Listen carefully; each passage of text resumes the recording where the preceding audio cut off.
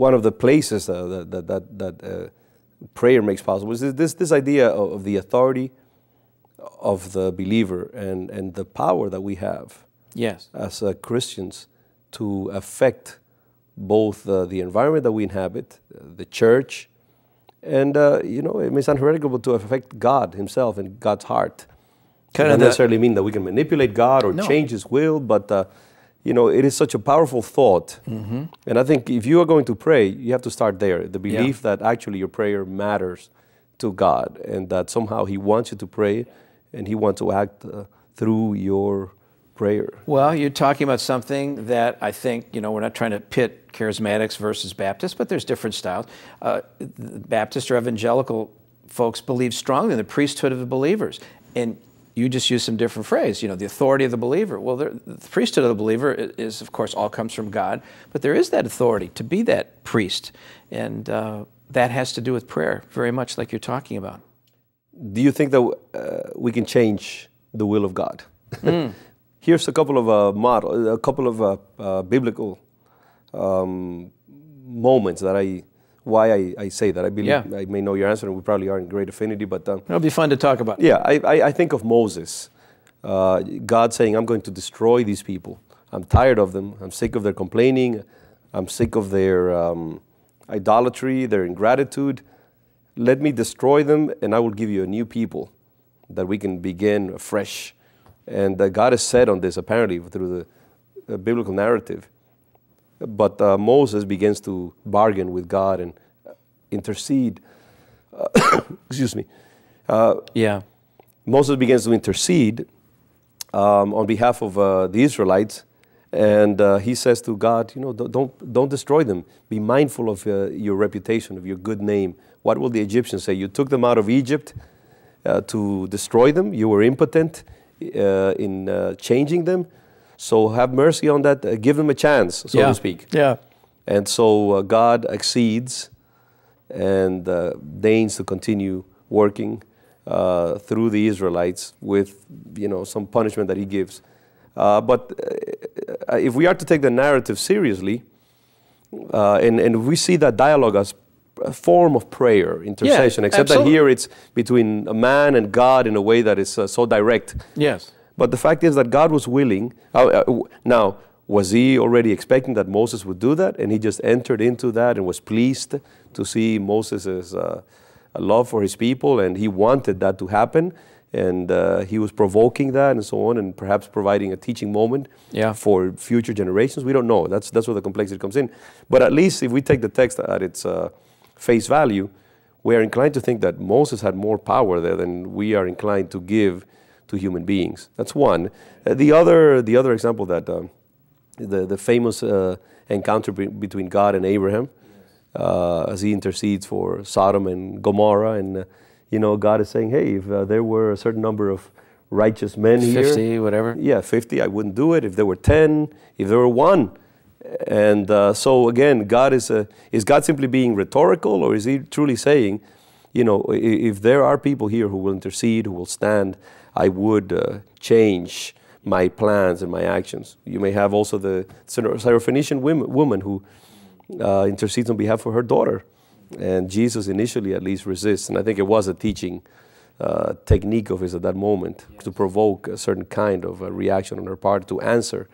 But, throughout Scripture, we see over and over again, we could mention many other passages, where there's this idea that, there are certain things that either God wants to do covertly, and He wants to provoke us into a loving struggle that will ultimately result in His glory, in greater glory, and into magnification of His generous, forgiving character. Or actually, we do have that power mysteriously between God's sovereignty, absolute sovereignty, and the authority that He has delegated to us as His creatures were made in His image. There's an area of kind of nebulosity there. I agree with you. That is it's not problematic. I think it's actually very intriguing. Yes. And I think at the very least, it should provoke us into believing, man, there is this I don't know how much power, but I do have this amazing capacity that God has given me, and I should not underestimate it. Any totally thoughts on agree that, with any you. reactions? Yeah, totally agree with you. not smart enough to know the actual answer to your question, but I approach it in a couple different ways. One is I think about God's will as there's a prescriptive God's will, where God prescribed the world. He prescribed male and female. We could, list millions of things He prescribed. There's no changing it. Doesn't matter what you think about it. No changing it. There's then the descriptive part of God's will, like the Ten Commandments. We should obey them. I'm not saying that we shouldn't, but He's describing proper human behavior, godly behavior. He's describing how He wants you to live in His life. But then I think there's a third one, conscriptive. We don't use that word too much anymore, but con means together. Script, of course, means right.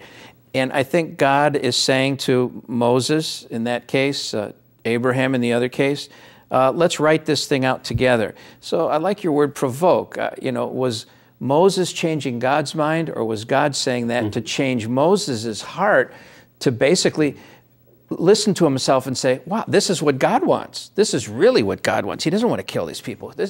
I'm saying God's doing this not because I've convinced Him, but because God's put in my heart, His heart.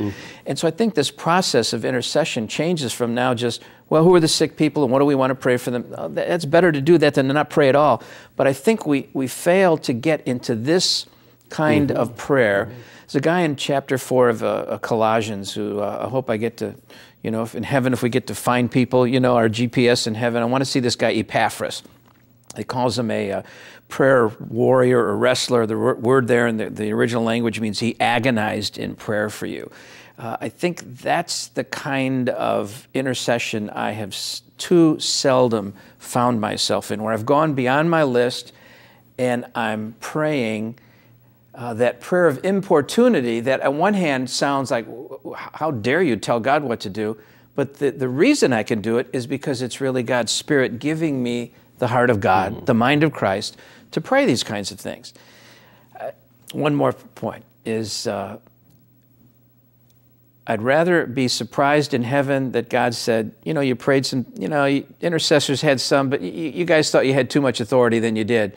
I'd rather hear that than to hear, Phil, there's so much that didn't get done because I was waiting for you to ask the Spirit to give you the mind of Christ, to know the will of God, the Father.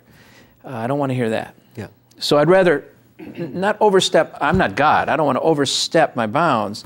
But if you're going to sin on the side of excess. Not hold back. Holy excess, I hope. But yeah. And you're right. I mean, I think we always underestimate the complexity of God's dealings with His people and with humankind as a whole, and how seriously He takes His creation, in particular His exalted creature, humankind. Yeah. And the fact that He always seems to be about more than we give Him credit for in His processes. And that He's always, I think, not just trying to extract a result, which He could so easily do by Himself, by the way, but He's really about also ascribing glory to His name. Yes. Working in our own hearts to develop us further, withholding immediate response because He wants to work in our own psyche and our own spirit and bring us to that point of passion and conviction and laser-like understanding of why we are asking for what we are asking, of greater dependency on Him, greater submission to His will, even when He decides not to answer. And then when we finally say, yes, Lord, whatever your will is, then He says, okay, now you're prepared to receive the answer. Exactly. So, God is He's interested in so much more than we give Him credit for. And He's so complex in His proceedings, so that, and often I think prayer exemplifies that more than any other phenomenon in the Christian life. God is working subterraneously in so many different ways.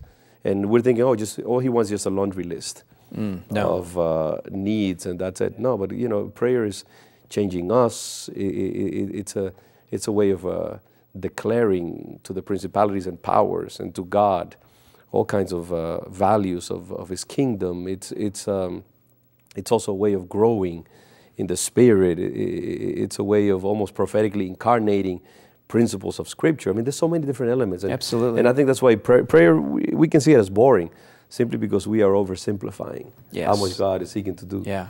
It's a statement, I think it was Walter Wink, I'm not sure who said it, but the statement is, history belongs to the intercessors. And his point was not history of 100 years ago, but if God doesn't send Christ soon, for the next 100 years, history belongs to the intercessors. In other words, the intercession that we do now is not just, and again, I keep talking about sick people. Hopefully, there's a woman I'm praying for in the church that I'm interim pastor at, that she gets well.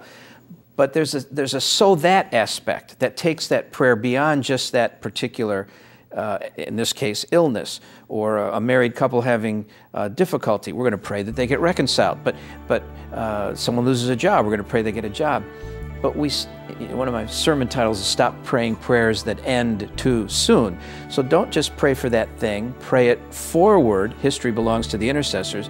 Intercede in a way that the result of that one thing that prompts you to pray actually leads out into the rest of their life.